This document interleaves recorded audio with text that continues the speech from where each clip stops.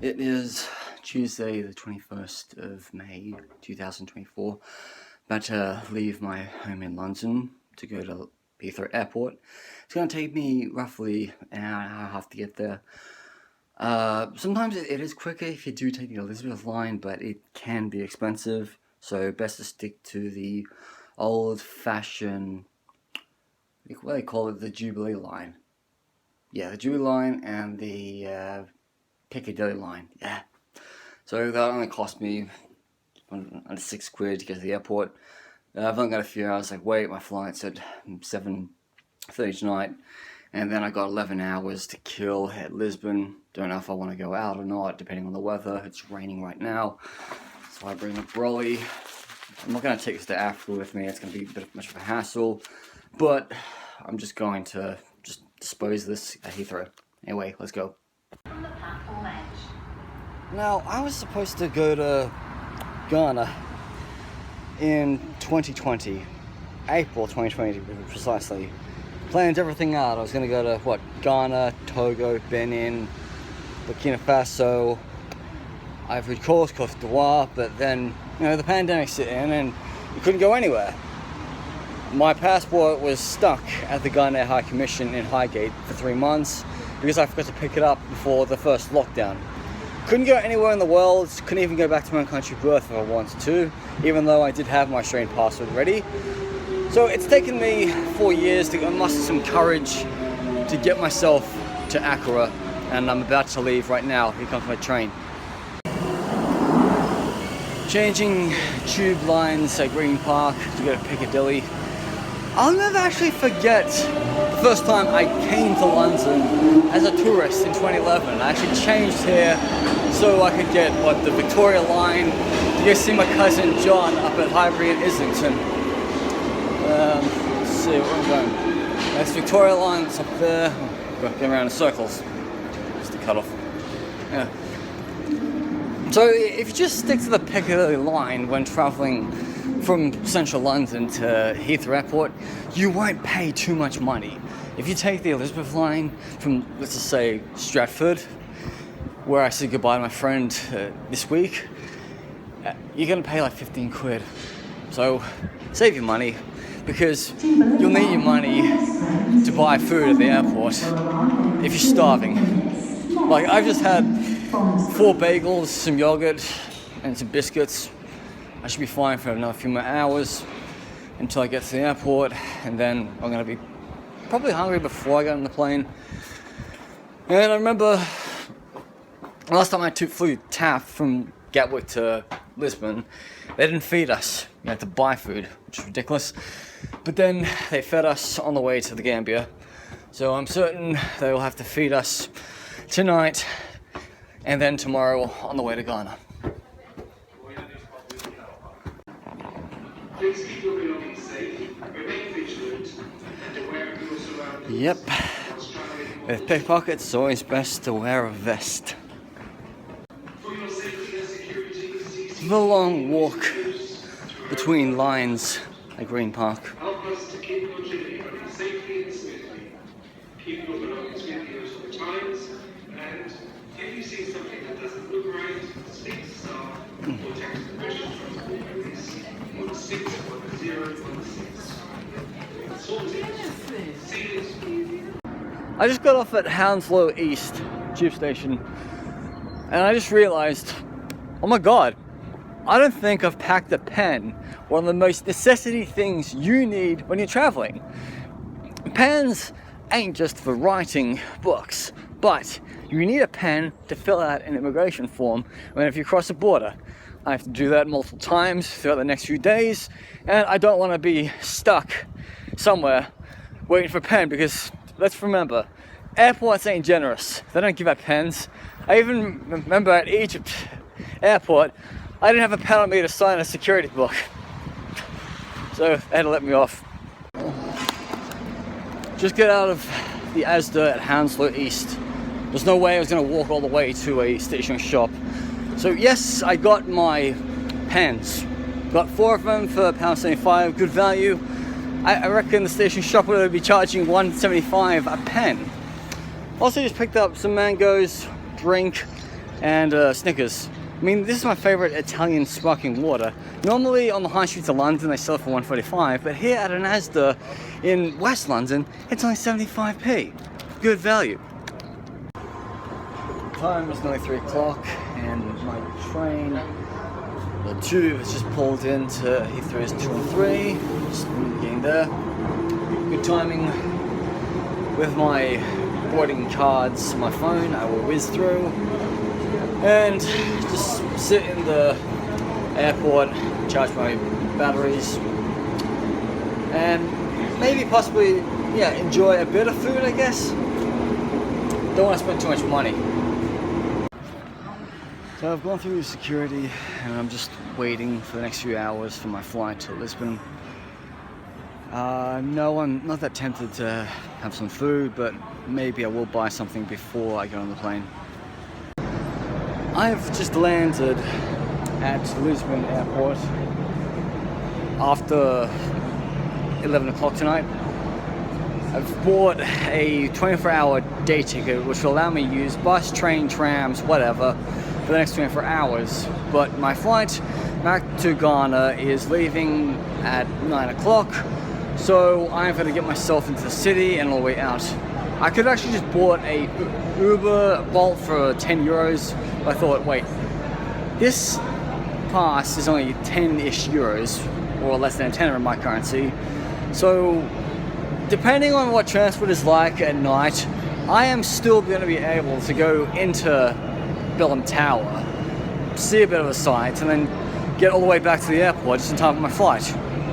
Because I didn't want to see myself for the second time in Lisbon saying, hey, I've been to Lisbon twice, but all I saw at the airport. I've been to Portugal in my life, in Faro about 6 years ago. Wasn't really an interesting city, but at least I crossed from Portugal to Spain by boat. And then tonight I'm just going to look around Lisbon. I would have basically just stayed at the airport tonight, but I thought to myself, I don't know when I'm going to get back to Portugal. You know, it's not a country that I really desire to go to that often. I've been to Spain 3 times in my life, and it really has never really made an impact on me. I've spent more time in Spanish former colonies.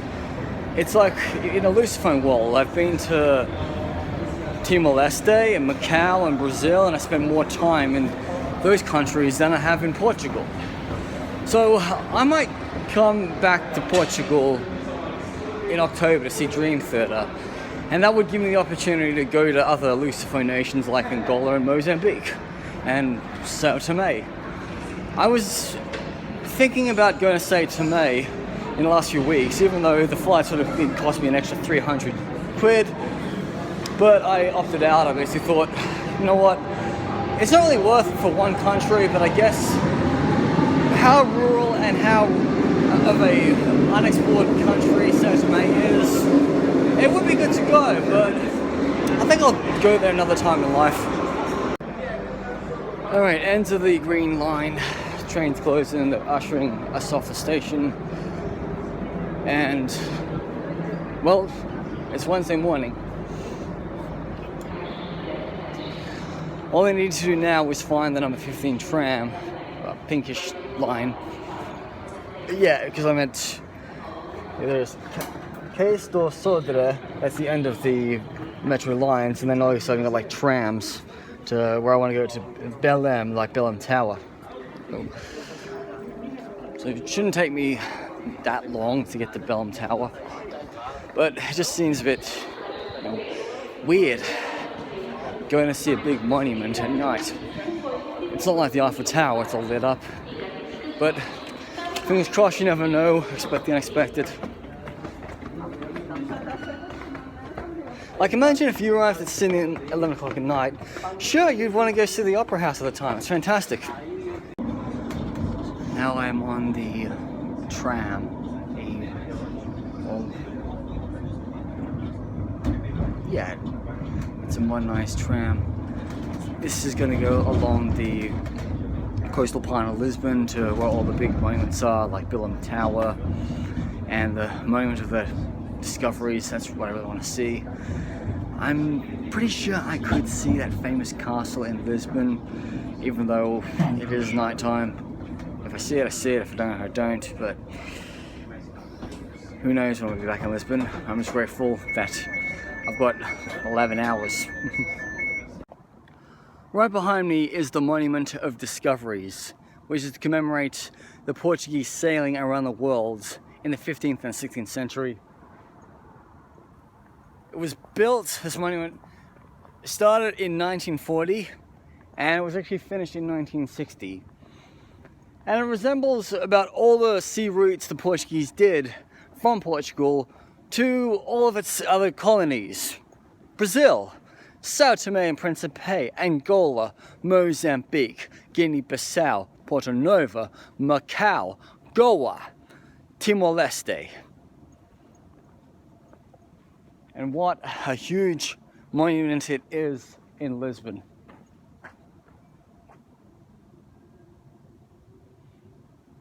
And for the record, it's 12:40 in the morning and I'm making my morning in Lisbon memorable.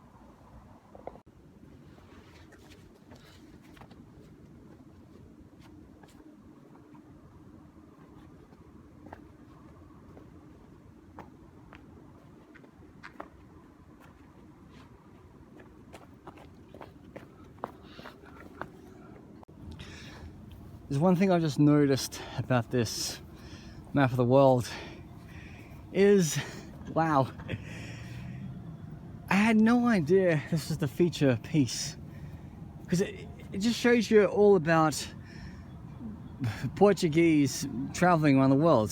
I mean, where they went to, like they went to here in 1514, 1502, 1500, Cape Verde, Azores, and Madeira, which Portugal still hold of, and you know, they don't want to let go.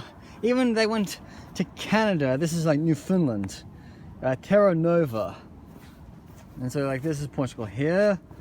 So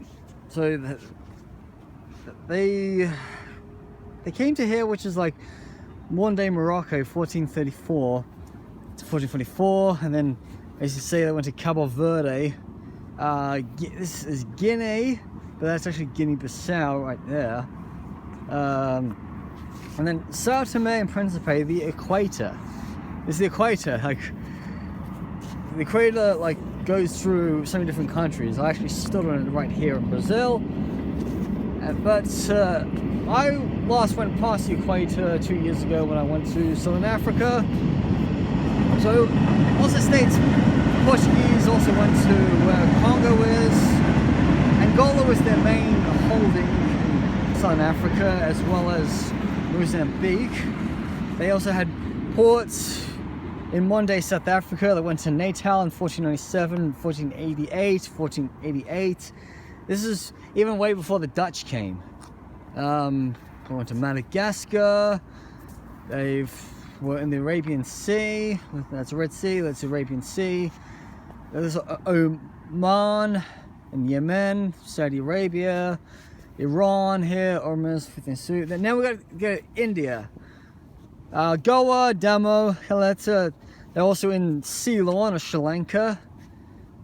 This here, they even had some, pretty sure, yeah, this is India, but like over there, my toe is, that's Bangladesh.